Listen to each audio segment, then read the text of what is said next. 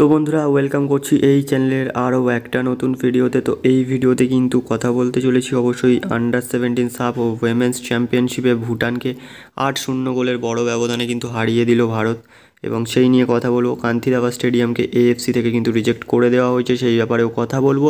এবং তার পাশাপাশি বন্ধুরা কিন্তু কথা বলতে চলেছি মেসিকে নিয়ে কিন্তু বড় আপডেট বেরিয়ে আসছে, এবং মেহতাব সিংকে নিয়েও একটা আপডেট বেরিয়ে আসছে। তো চলো বন্ধুরা ভিডিওটা খুব দেখতে থাকো, কারণ খুবই ইম্পর্টেন্ট হতে চলেছে। তো বন্ধুরা ভুটানকে কিন্তু 8-0 গোলের বড় ব্যবধানে উড়িয়ে দিল ভারত, এবং এই জায়গাতে বলা চলে এক্ষেত্রে ফার্স্ট হাফে কিন্তু মাত্র 1-0 গোলেরই স্কোর লাইন ছিল, এবং সেই অবস্থায় কিন্তু ফার্স্ট হাফ শেষ হয়। তো ফার্স্ট হাফে কিন্তু অভিষ্টা বাসনেট একটি মাত্র গোল করেছিলেন, এবং সেকেন্ড হাফে ফেরত এসে কিন্তু আউটস্ট্যান্ডিং খেলা শুরু করে ভারত, এবং অ্যাটাকের পর অ্যাটাক হানাতে থাকে, এবং গোলগুলি করেছেন কিন্তু অনুষ্কা কুমারী হ্যাট্রিক করেছেন।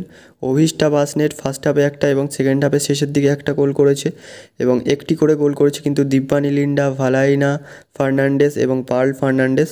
তো এখান থেকে বলতে গেলে মোটামুটি 8-0 গোলের বড় ব্যবধানে কিন্তু আর কি ভুটানকে হারিয়ে টাইটেলের দিকে এগিয়ে যাচ্ছে ভারত। এবং দেখা যাক পরবর্তী ম্যাচগুলিতে কী হয়। পরবর্তী ম্যাচে কিন্তু ভুটানের মুখোমুখি হতে চলেছে, যেহেতু রাউন্ড রবিন ফরম্যাট হতে চলেছে। তো বন্ধুরা চলো পরবর্তী আপডেটটা দিয়ে নিই। তো পরবর্তী আপডেটটা বেরিয়ে আসছে কান্তিরাবা স্টেডিয়াম নিয়ে, কারণ তোমরা সকলেই জানো যে ইন্ডিয়া ভার্সেস সিঙ্গাপুরের যে এশিয়ান কাপ কোয়ালিফায়ার্স রয়েছে 9 অক্টোবর, সেই ম্যাচটা কিন্তু কান্তিরাবা স্টেডিয়াম বেঙ্গালুরুতে হওয়ার কথা ছিল, এবং কিন্তু এএফসি থেকে ম্যাচ কমিশনার এবং তাদের টিম আর কি ইন্সপেকশনে এসেছিল, এবং সেই ইন্সপেকশন থেকে অবশ্যই তারা জানিয়ে দিয়েছে যে এই মাঠে খেলা সম্ভব নয়, কারণ এই মাঠের পিচই এখন রেডি নেই।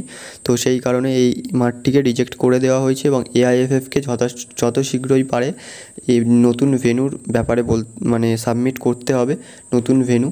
তো এআইএফএফ দুটো ভেন্যু কিন্তু সাবমিট করবে, যেটা হচ্ছে তোমার মানে শিলং লাজং, শিলংয়ে যে স্টেডিয়ামটা রয়েছে জওহরলাল নেহরু স্টেডিয়াম, এবং গোয়ার ফাতোরদা স্টেডিয়াম, এই দুটো স্টেডিয়ামকে কিন্তু সাবমিট করতে চলেছে।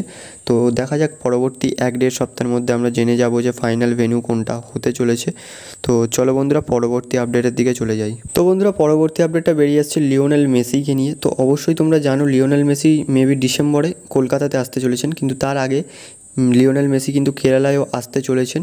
তো কলকাতাতে তো এমনি আসতে চলেছেন, বাট মানে কেরালাতে কিন্তু ফ্রেন্ডলি ম্যাচ খেলতে চলেছে। আর্জেন্টিনা টিম সমেত আসবে কিন্তু কেরালাতে, এবং 2011 সালেই কিন্তু ফার্স্ট এসেছিল লিওনেল মেসি আর কি কলকাতাতে এসে ম্যাচ খেলেছিল ভেনেজুয়েলার বিপক্ষে আর্জেন্টিনা টিম সমেত।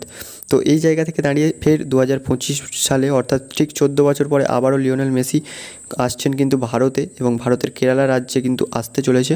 সেখানে কিন্তু বলা চলে আর্জেন্টিনা টিম সহ আসবে, এবং 10 থেকে 18 নভেম্বরের মধ্যে কিন্তু একটি ফ্রেন্ডলি ম্যাচ খেলবে আর কি আর্জেন্টিনা কেরালাতে, কেরালার যে স্টেডিয়াম রয়েছে সেখানে।